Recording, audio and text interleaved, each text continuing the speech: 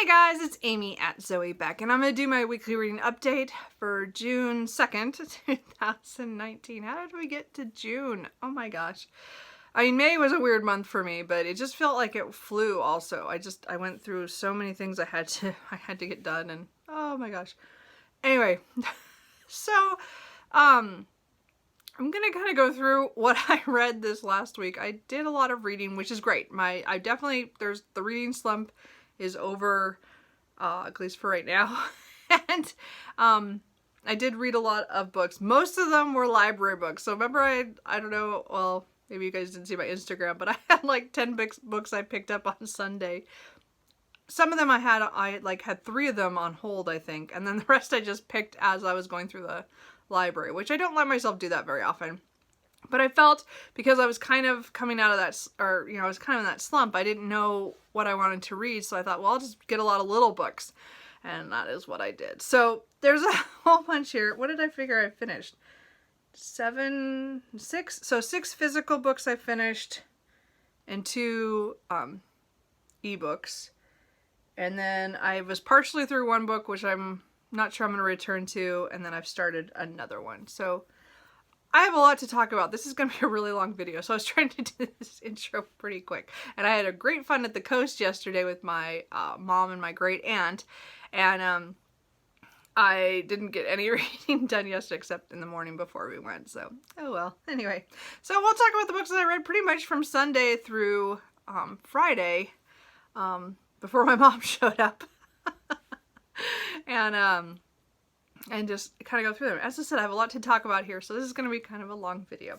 So on Sunday, as I said, I was trying to get back into reading, and the books that I had started already, I was having trouble with reading, so I thought, I'll pick up this library book.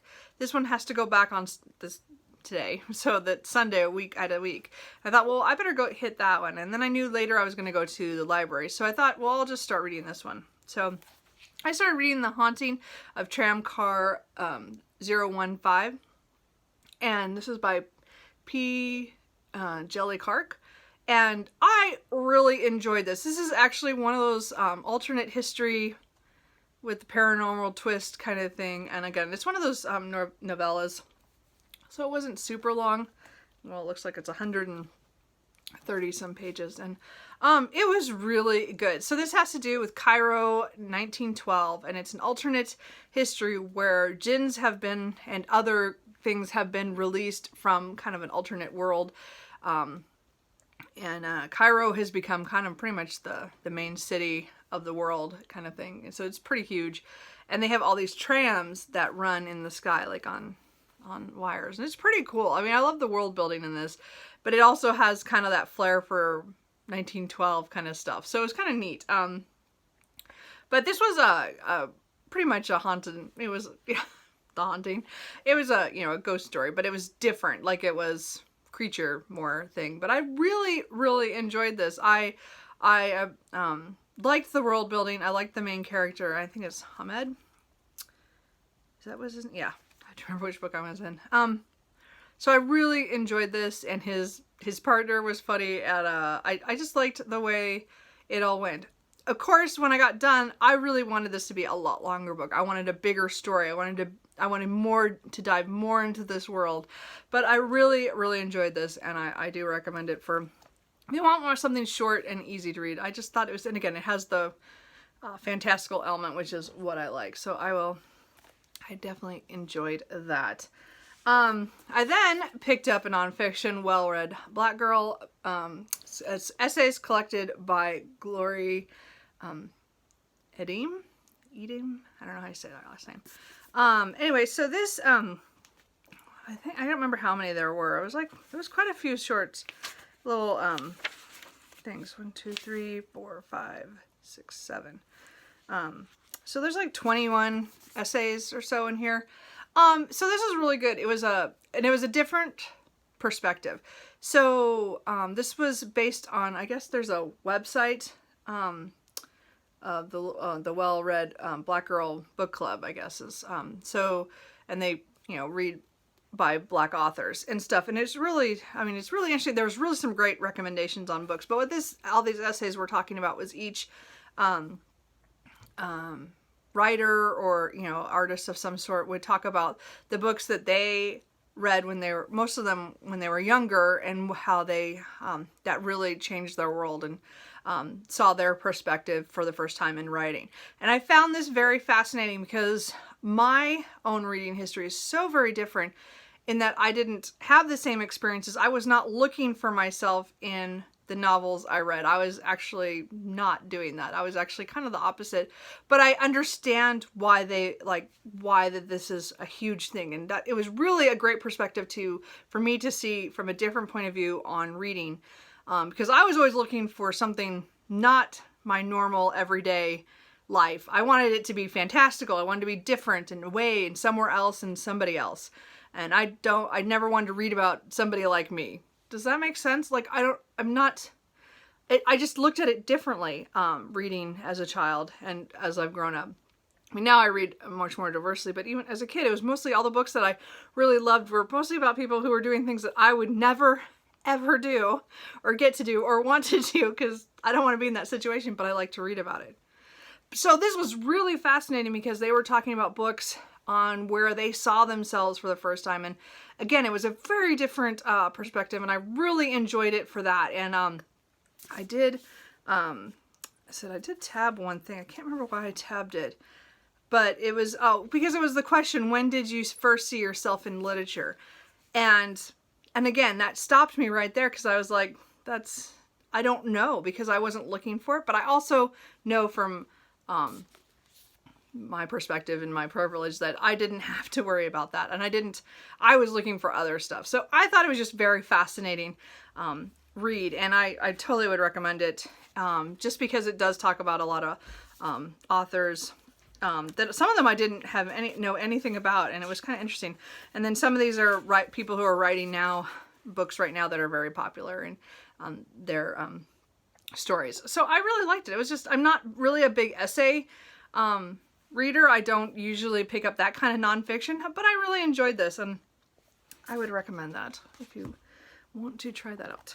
I think it was good. Then I picked up another library book, The Test by Sylvain Neuvel, and this is the guy who wrote the sci-fi series that I cannot think of the name of it right now. The Thalamus Files. And I didn't get along with that first book. I never finished it. I got it from the library, and I just read a couple chapters, and I was like, I'm not into this. But I'd heard really good things about this. So this is a novella about a test, like a citizen test. So somebody who'd been in the country and who wants to become a citizen and this is in Britain. And it was not what I expected. I mean, I knew there had to be some kind of twist, and I knew that it must go dark because of, I think I saw it on Books and Lala, who had been talking about this. This is why I picked this up. I was like, well, I might like this, I might not. And I did really get into this. Like, the beginning was fascinating. I really liked the way it dove into the perspective of the main character. I don't know, it's called Ifer, I think his name. Anyway, it was he was, you know, someone from, was it Tellerand? Oh, I can't think right now. My brain, it's been a week. I read this on Monday, I don't know. So he's been in the country for 5 years. He has 2 small kids and a wife. And so you get his perspective of his family and, you know, why they came there. And then he's taking this test, and they're just like stupid, weird questions. And then everything goes wrong. And I liked the twist in here of what is actually going on. I did like that. I found it very weird how it went, but I enjoyed that. But I have to say, I was so disappointed in the end. I did not like I liked the way it wrapped up for the main storyline, like what actually happened, because it was brutal, and I thought that part was well done. But it was the epilogue that I was pissed off. Like, I was so mad that was the outcome from what had happened earlier. And I get, like, again, it's one of those things where I can see where it could go that way, but I was mad that it did. And so I did not like this by the end. I didn't rate it super low. Like, I still think I gave this like a 3. if we're talking about, so that to me is a good book, but I would never reread it, like, ever.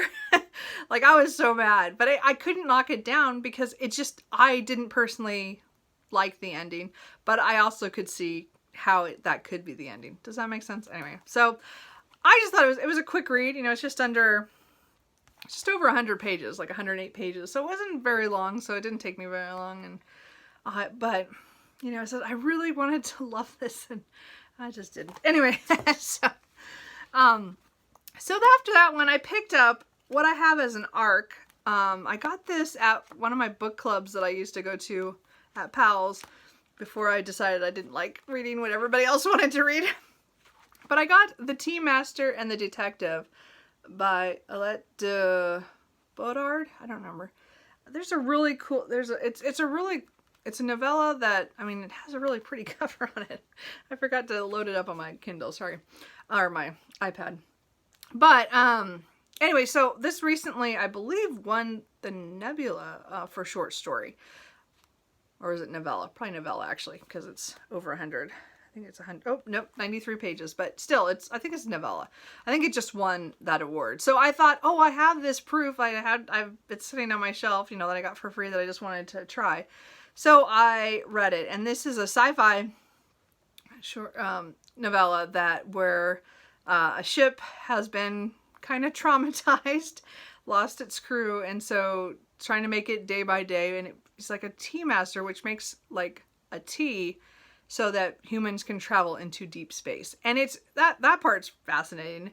And then a detective comes to get a certain kind of tea so that she can be awake as they go to search for, she's looking for something. So, and of course it gets complicated because they find something they weren't supposed to, or, you know, or they find something odd, and then that kind of takes off the investigation. So we have this ship with sentient, you know, so it has all of her thoughts and stuff, and then the detective, who's kind of weird, not sure, has kind of a shady past, and then what they're looking into. And I really enjoyed this, actually. I was pleasantly surprised.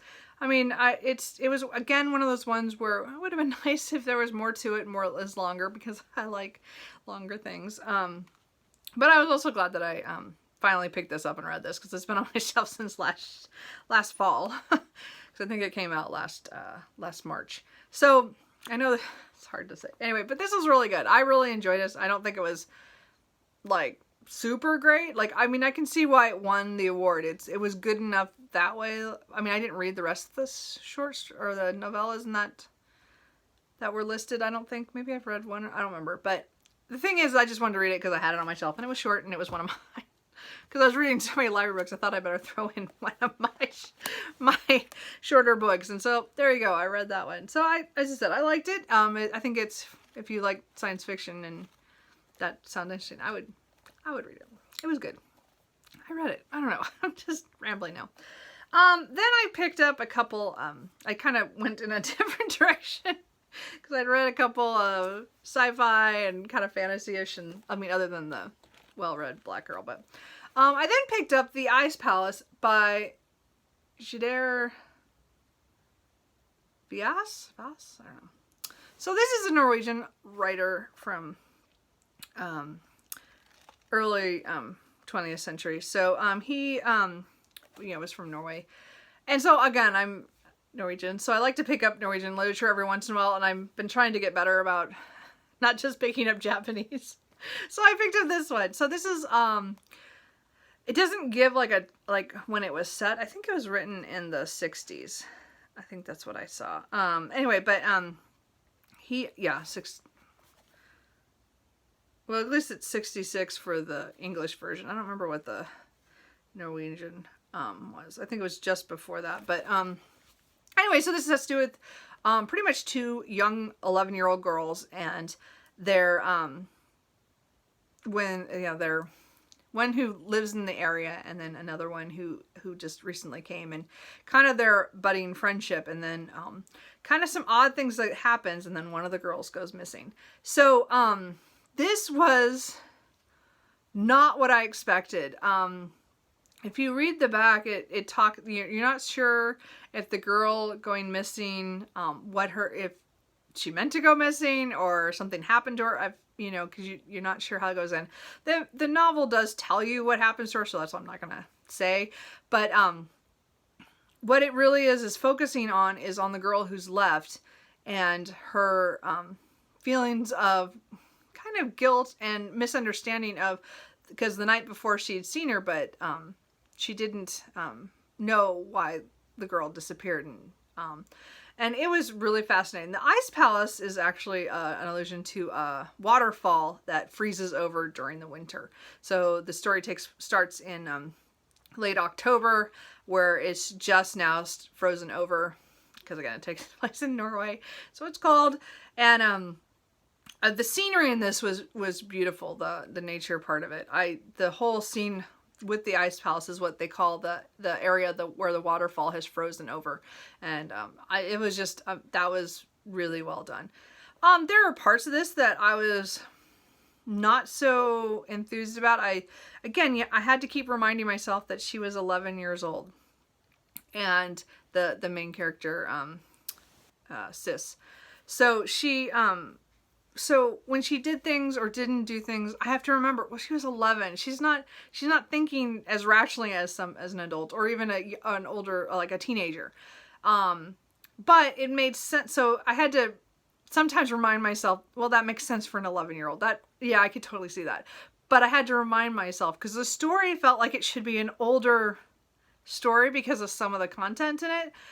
But it's about young girls, and they're not knowing a lot of things because they're still pretty young. And so overall, I really like this. I was glad that its timeline wasn't as, I thought it was going to be like years, but it really is just over a course of probably about 8 or 9 months. So it's not, it's not a huge timeline. So I did like that it turned out we weren't going to get years into the future. I did like that. So, overall, I'm glad I read it. Not a favorite book or a book that I think I'd reread or I need on my shelf, but I'm glad I read it. And as I said, some of the scenes with the nature were just phenomenal, and so I did like it for that. So anyway, so that was kind of a different one, but and then I did go to, sorry, I should have said that was translated. I did say translated from the Norwegian, by Elizabeth Rokan. So then I picked up another one, but this is Japanese literature. So here's the other side that I go, which is Asleep by Banana Yoshimoto. So this was translated by Michael Emmerich. So I recently saw Katie at Books and Things talking about some Japanese literature, I think a little while ago. And I knew that I wanted to pick up more by Banana Yoshimoto. I had picked up Kitchen somewhere last year for the first time. I'd picked her up, even though I'd heard about Kitchen for years. I just never picked it up. The cover really did not ever draw me in, with the girl on the front just standing there, and it just always bothered me. And again, I don't cook, so to me it was never gonna be like draw me in, but it was so well done. And so I thought, okay, I want to pick up more of these. And again, my library, I should have said this, my library had a display of short reads, which is why I picked up so many of these books, because they were displayed, and I went through them, and one of them I found was this one. So I thought, oh great, I'll read her again. So this was Asleep, which is 3 stories that have a loose connection to sleeping. What I love about her writing is that her main characters, it is first person, so you dive into that person's world, which I do like. I mean, it really, I found as I get older that like genres, there's certain genres that I always like first person, which is mostly urban fantasies, because I don't know, I like it maybe because I write that as well, but it's more like your action and everything is for the main character. That's what they're seeing and doing. They don't get to see what other people are doing, so you have that mystery of that.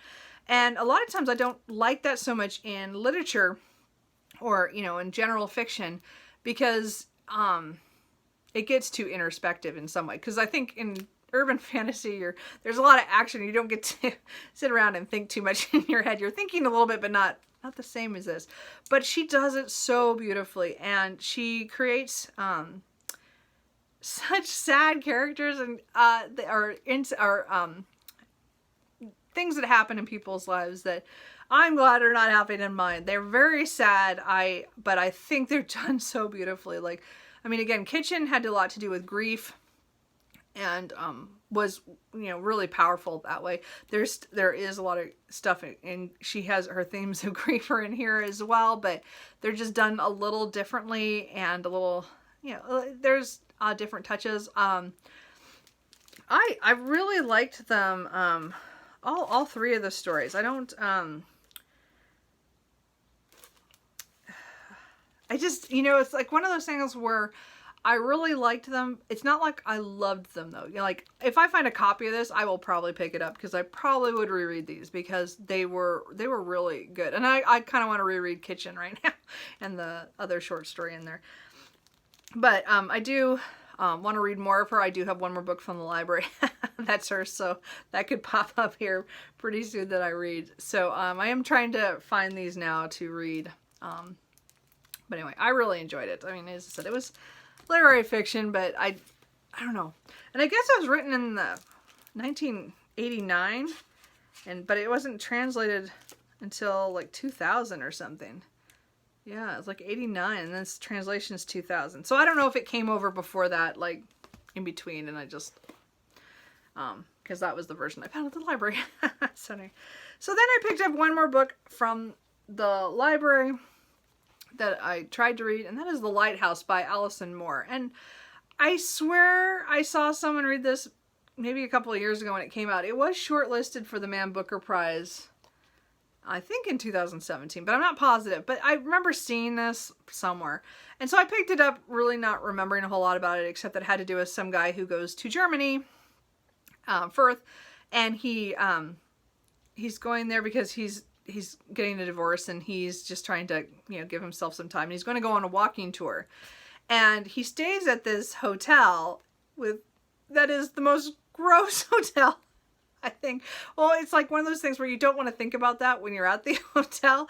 Like all that gross stuff of thinking about other people sleeping in a different place. I don't know. Anyway, so, and then I guess the people who own it or run it are having troubles of their own.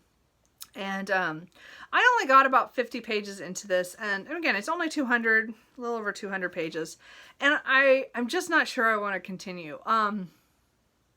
It was weird.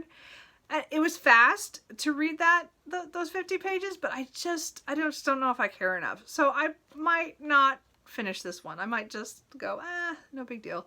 So if you guys have read this, let me know if I should continue on. I mean, maybe it gets better. I mean, he just started his walking tour, so he just left the hotel and he's starting. So I'm kind of interested to see what happens, but I'm also kind of not, like, I don't know. So you have to let me know. As I said, it's not a huge book, but I mean, I just don't need to spend time on something I'm not gonna. I already have enough books. I'm already reading all these library books are killing me. So I kind of took this to work on, I think Thursday, and I was like, oh, I don't really want to read that. So I went on my phone to look for a Kindle book, and I go, oh, I know what I should read, because I'm behind on the read along this year. And so I read Romancing the Inventor by Gail Carriger. This takes place after her Parasol Protectorate, the 5-book series. This is a novella that comes afterwards, following Madame Laveau. Well, actually, she's in it, but another character, Imogen, is the one we really follow.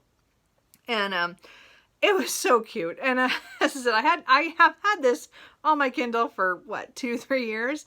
But I just never got around to reading it, and I don't know why. And then Gail Carriger right now is doing a read-along on her social media of going through all her books in this world up to the release of the new book that comes out in August. So this is one of the novellas that I hadn't read. So I'm trying to catch up on all the ones that I haven't read. So this is one they were supposed to read, I think, end of May, or maybe the week before. I was a week off, whatever it was. I didn't get to it.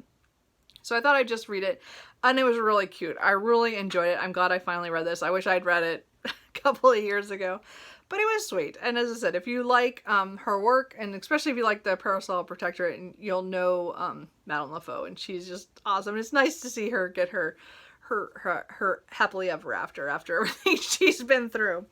But I did read that, and then and of course this thing didn't save what I wanted it to save. And then I picked up one more ebook, I think later that night, and then into Friday morning or Friday at work. And it's a Dead Djinn in Cairo. This is by Jelly Clark. So this was actually the short story he wrote before The Haunting of Tramcar 015. So I wanted to go back and read this because I do mention it in that novella. So this was about Fatma, and she is like the only female. So I didn't really explain it in The Haunting, but there's like a ministry of magic. Well, not magic. I'm thinking, sorry, wrong world. Ministry of like supernatural things. And so the two guys who are working on The Haunting in the other book work for the same company or the same department, governmental department that Fatma does. And she is one of the only females, because again, 1912 Cairo.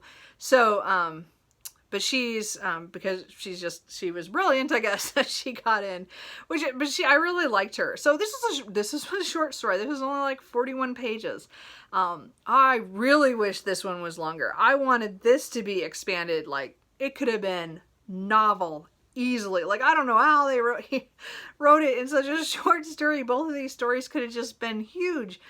Again, that's me thinking as a writer, going, all this stuff he could have focused on, and it would have been great. Fatma is called to a scene where Djinn is dead. He's he's been drained of blood, but we're not sure where the blood is because it's not on scene. So, and that kind of takes off a whirlwind. It's just a overnight kind of deal, and she is first working with a constable for the police department, and then she's kind of gets on her own and gets mixed up with a lot of other people. But I really enjoyed this. I liked some of the crossover from this one to The Haunting of Tramcar 015. You could I still think you could read them in either order, even though this one came out first, but I think The Haunting of Tramcar 015 is easier to get because this is just only ebook, and you can get that one in all the forms. So anyway, I really enjoyed this, and so that was a great read. I'm glad I just, it didn't, I think I paid 99 cents for it, so it was totally worth it. So anyway, so those are all the things that I finished. I think I did really well. I read a lot this week, and I think it was really great that by picking short like novellas and short novels, it just kind of got me reading and being excited about something, but then it was over and I got to move on, because not that I was reading huge books, but I have been reading pretty big books over the last couple months. So I think I just needed a whole kind of cleansing. Let's read all these little things. So of course, what do? So the book I pick up on Friday is not a big book. It's 350 pages. But I figured, okay, let's just go. We're gonna do this because it has been calling to me, and I just like, okay, I just got to read this. So I finally picked up Milkman by Anna Burns. So this of course won the Man Booker Prize last year and is listed for the Women's Prize, is shortlisted for the Women's Prize this year. I wanted to pick this up only because there's so many different opinions about readability and again, I never read about this time period, so the 70s in Ireland with the Troubles, and I thought it'd be really interesting to learn more about that too. And I knew this was going to be kind of one of those weird literary things because nobody is named. They all have kind of nicknames. Like her sisters are like the first sister and the third sister and stuff like that, and her maybe boyfriend. And it was so, but I'm smiling because I really, really enjoyed. I started reading it, and it is actually, I just got sucked in right away. So I'm really enjoying this, and it does something that I don't normally like, which is kind of start on a scene and then it kind of veers off into like something else completely, and then we kind of come back to where we're at, because like I think I just spent 5 pages on a tangent on something else. Like she was doing one thing and then she talks about something that happened a couple of days ago, but it was like 3 things you had to go through to explain. Anyway, it was, maybe it was longer than, it was, might have been, I don't know, 5 or 10 pages. I don't know, but it was, but I don't usually like that. But for some reason, this book is just, it's doing it all the right ways. And I really am liking this first person. I like the way things are coming about, like as in how she does move through the story. So we'll see. I'm only 50 pages in, a little over 50. I think I only got to 50, well, 56 pages. Because I haven't had time to read this, because I read some of this before my mom got here, and then I've only read a little bit yesterday morning. So I'm going to probably try to read some of that today, and it might take me a couple more days because I do have like 300 pages more. But I am really enjoying this, and I'm actually really surprised that I am. Because again, I picked it up kind of more on a whim just to see, because of some people saying it's hard to read, and I don't know, I don't see that. Like, to me it was really easy to get into. And cat, Cooper. The lives of a cat owner. Anyway, okay, stop. Anyway, let me just finish, cat. Lay down. Anyway, so I'm gonna finish this. Try to finish this week. I do have another library book that I really want to read, but I have another 2 weeks to read it, so I'm probably gonna, but one of the next books I'll probably read is Till Sudden Death Do Us Part by Simon R. Green. Again, it's one of the only books on my TBR, and again, that's British country manor mystery with a supernatural twist. And then I didn't load it up on my iPad, but because I don't have it yet, so on Tuesday drops Wolf Rain by Nalini Singh, which I think is book 19. I think it's 19. I keep forgetting to count. Of the Psy Changeling series. And that's a paranormal romance, urban fantasy that has to do with, you know, shifters and psychics and humans all fighting for the world kind of thing, for domination.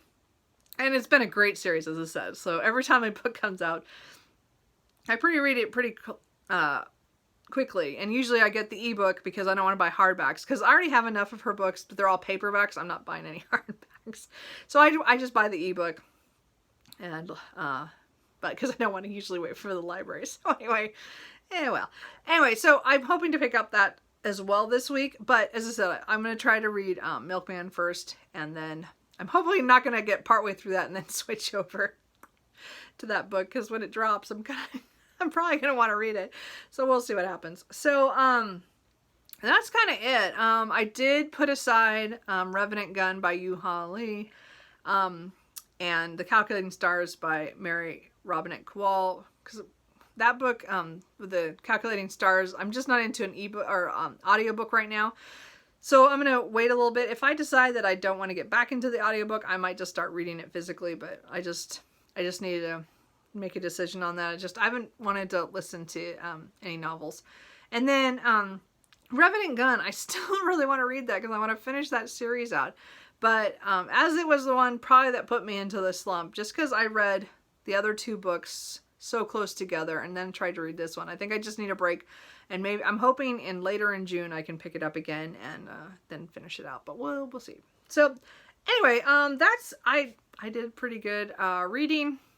Sorry this video is so long, but I knew that I had a lot of things to talk about. So that's what I did this week. So anyway, I hope your guys' reading is going well. As I said, June is now here, so we'll see how it goes in June. I do have a few more short novels as well from the library. As I said, I still have one more Japanese one from Banana Yoshimoto, and then I have a couple other ones that I want to try, and then I have some other bigger books that I might try too, but I have them for another 2 weeks, and of course I have like 2 books waiting at the library for me today, so I need to cut back on the library books again. But I think it's really helped with my reading this week. I can't really fault all the good books that I read this week, because really I didn't hate any of the books that I read. I mean, I'm not really digging The Lighthouse, and I didn't like the way the test ended. But I think it doesn't mean I didn't enjoy like, there's still things I enjoyed. So I didn't hate anything this week. I got a lot read. I did really well. It helped with my numbers. I'll be putting up my stats video probably in a couple days. And you'll see that I actually made my numbers for May, even though I took like almost 2 weeks off from reading. I didn't read very much. So, we'll see. Anyway, so I've rambled on long enough. I hope you guys, are reading something good. What are you guys doing? How was your month of May? Did you, get a lot read, or were you like me who didn't really get a lot read until, well, the last minute? So, okay. Well, I'll talk to you guys later. Bye.